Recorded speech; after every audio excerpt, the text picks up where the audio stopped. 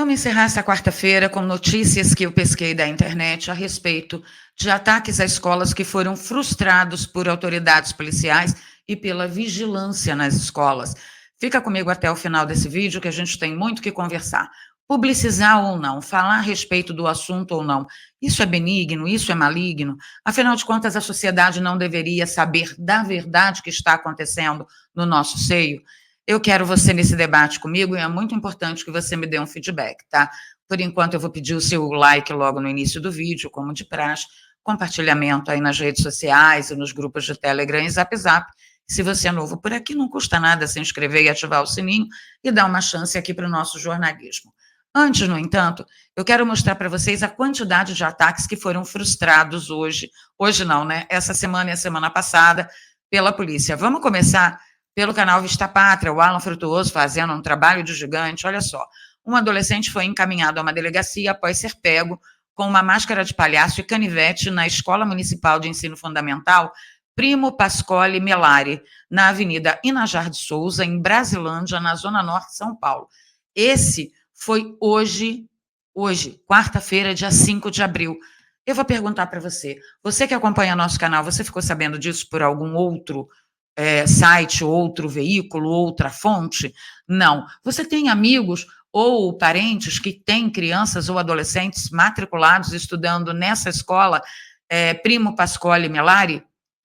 Você não acha que realmente esses pais tinham que ser informados a respeito do que aconteceu lá? Informados em massa, não só os pais que têm esses filhos nesta escola especificamente, mas em todas as outras escolas? Vou mostrar outra coisa para vocês. Aqui, ó. Gazeta de São Paulo, 5 de abril de 2023. Aluno é encaminhado à delegacia após polícia encontrar um equipamento, né, uma ferramenta perfurante dentro da mochila dele em Embu das Artes.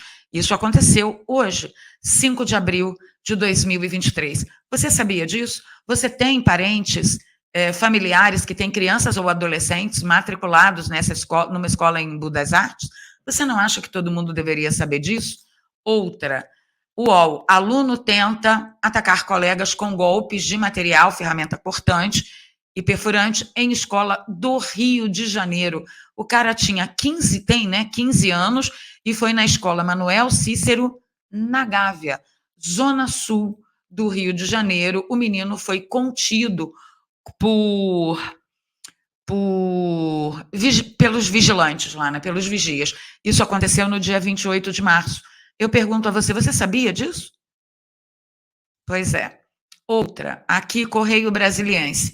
Aluno cria perfil e ameaça fazer, né, isso aqui em escola de Águas Claras. Unidade de ensino acionou batalhão da Polícia Militar para realizar a segurança dos estudantes. Você sabia que isso aconteceu? Quando foi? Espera aí. 29 de março. Você sabia? Ok.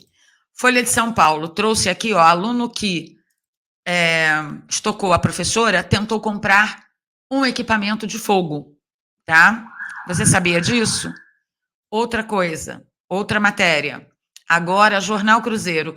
Estudante pega instrumento cortante de cozinha de escola em Sorocaba.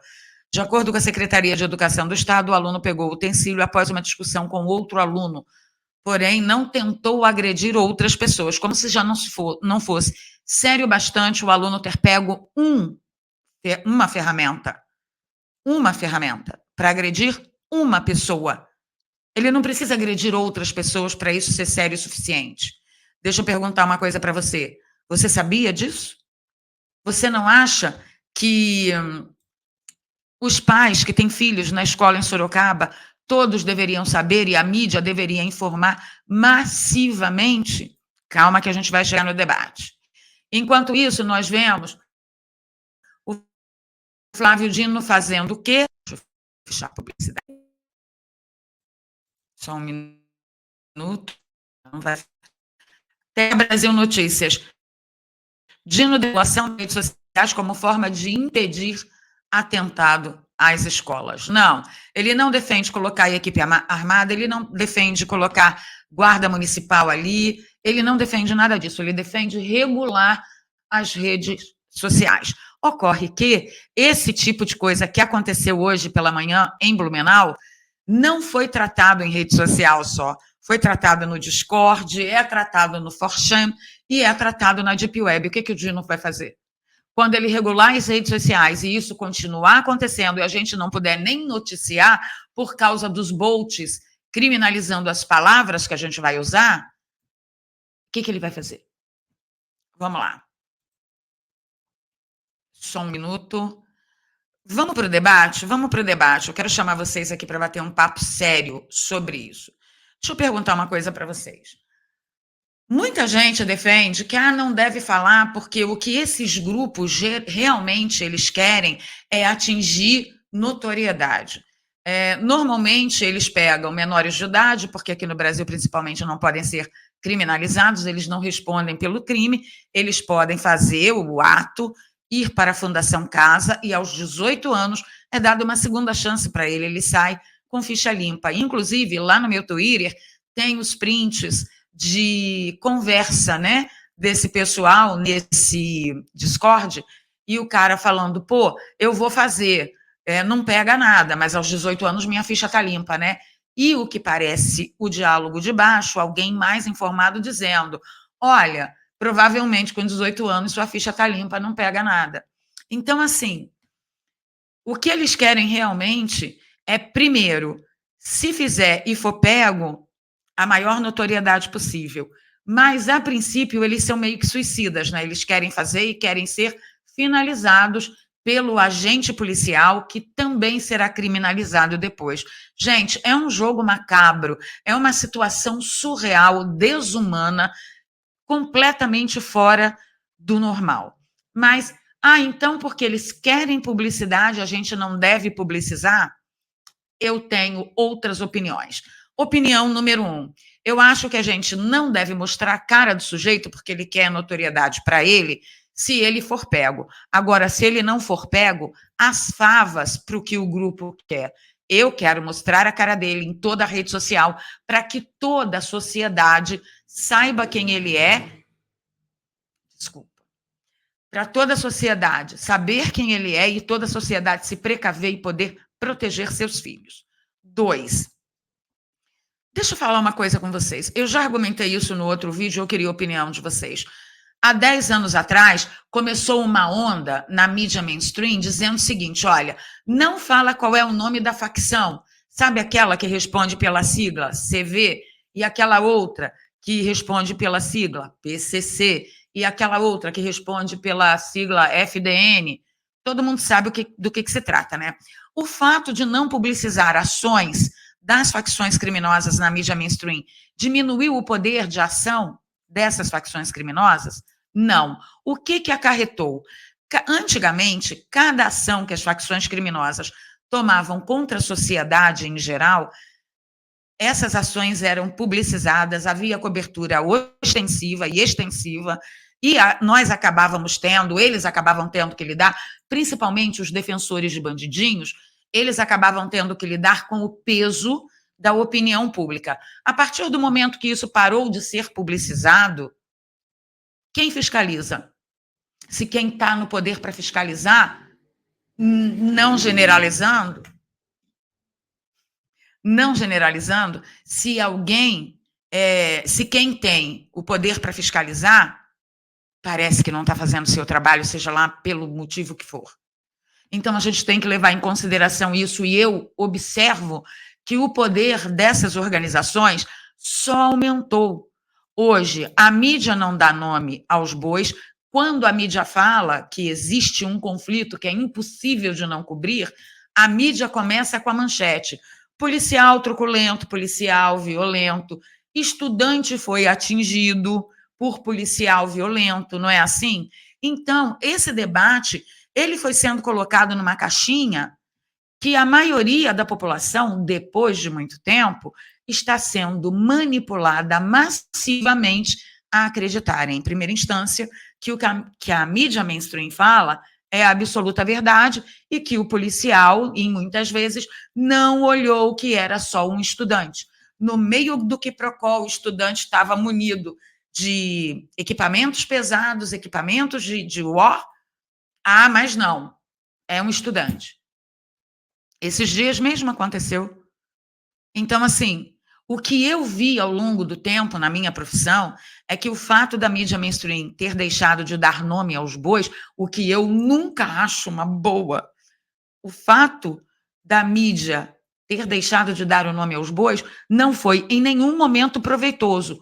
Hoje, essas organizações dominam territórios inteiros, por exemplo, no Rio de Janeiro, chega a ser, de acordo com algumas estatísticas, 43% do território carioca é de organização, é desse tipo de organização. Aí a mídia não fala, a internet não fala, e o morador, se falar, pode ser finalizado e pode sua família ser expulsa do barraquinho que conseguiu comprar lá com toda a dificuldade ou que conseguiu construir com toda a dificuldade. Vocês acham mesmo que essa coisa de não publicizar o que está acontecendo nos grupos de Deep Web, nos grupos 4chan, nos grupos de Discord, será bom para a sociedade? Ah, assim a gente não está dando o que eles querem. Porque quando pararam de nomear as organizações criminosas e também de cobrir extensivamente, ostensivamente, cada ato que as organizações cometiam contra a população, a desculpa também foi essa. Quanto mais você falar, mais publicidade você vai dar, mais famosos eles serão. É sério. Minha opinião, eu não acho que isso seja bom. Vamos fazer uma retrospectiva? Como que você ficou sabendo das atrocidades que aconteciam nos porões do Congresso durante a Operação Lava Jato? Pela publicidade. Como que você ficou sabendo que nosso dinheiro de imposto estava indo sem a nossa consulta, sem consulta de Congresso, sem a aquiescência de ninguém para governos ditadores? Pela publicização. Como que vocês ficaram sabendo por qual país entra mais substâncias ilícitas? Qual é a facção, a organização que cuida mais disso? Pela publicização. Eles ligaram para ter menos fama? Não, eles não ligaram. E o argumento na época vocês ficam falando, a mídia fica falando, é tudo que eles querem, ficarem famosões. E, no entanto, quando a mídia parou de falar e parou de cobrir os eventos, a coisa, na realidade, só piorou. A mim parece uma tentativa de jogar para debaixo do tapete, para debaixo dos panos, o que está acontecendo e que seria de grande proveito que, pelo menos, a população pudesse se precaver, proteger os seus familiares, para fazer de conta que está tudo bem. Não, não vamos falar a respeito, não. Quem sabe não desaparece. Quem sabe não deixa de existir. Eu sempre defendi. Call Spider é Spider. Chame uma aranha de aranha. Dê às coisas o nome que elas têm. E se a sociedade brasileira está tratando como um grupo que quer publicidade, mas para isso ele ameaça as nossas crianças, as nossas famílias, a nossa sociedade massivamente deve ser informada. Não fale o nome do grupo, não fale o nome do sujeito se pego, se preso ou se finalizado, porque pode acontecer num confronto, tá? Não fala nem o nome do sujeito, mas explique para as famílias que seus filhos estão passando tempo demais no videogame, tempo demais na internet, entendeu? E que existe uma reunião, um planejamento que visa fazer esse tipo de ato em massa em escolas brasileiras, principalmente por menores de idade que são teoricamente inimputáveis. Eu queria saber a sua opinião. O que você acha? Com esse assunto, eu deixo vocês nessa quarta-feira. Antes de ir, no entanto, eu quero pedir a vocês, de novo, ajuda, para o Davidson, tá? O David, não é Davidson não, tá, gente? É David. O David, ele é do ProArmas, ele está há muitos anos com a gente, ele é coordenador do ProArmas no Ceará, ele é da cidade de Sobral, e ele já ajudou muito o ProArmas. Por mais de 5 anos, esse garoto, esse menino, tá? Ele fez viagens de avião do próprio bolso, ele fez reuniões do próprio bolso, ele fez ativismo do próprio bolso, ele trabalhou com afinco pela nossa liberdade, pelo nosso direito de ter nossa legítima defesa garantida. É uma espécie de braço direito do Dr. Marcos Polon, que é da minha mais absoluta confiança, e eu queria pedir ajuda de vocês para o Davidson, para o David. O David, gente, ele está desempregado, ele teve uma votação, ele saiu candidato, né, pelo Ceará, ele teve uma votação expressiva, mas ele está como suplente e ele está com muitas dificuldades financeiras, tá? Está com problema de pagar água, pagar a luz. E para coroar aí a nossa felicidade, a felicidade da família ProArmas, o David, ele está esperando um bebê. Quem está chegando é o Davi, é um menino. No vídeo anterior eu falei que era uma filhinha, né? Eu estava enganada. É um menino e eu quero aqui pedir que toda a doação que vocês iam fazer para mim, essas doações que eu peço de R$1, R$2, R$3, que faz a maior diferença aqui para o nosso dia, então, eu gostaria que vocês doassem para o David. Ele é nosso amigo, nosso parceiro, trabalhou nos últimos 5, 6 anos, ininterruptamente, pagando muitas despesas em prol do movimento do próprio bolso. Então, ele merece o nosso amparo, ele merece a nossa ajuda.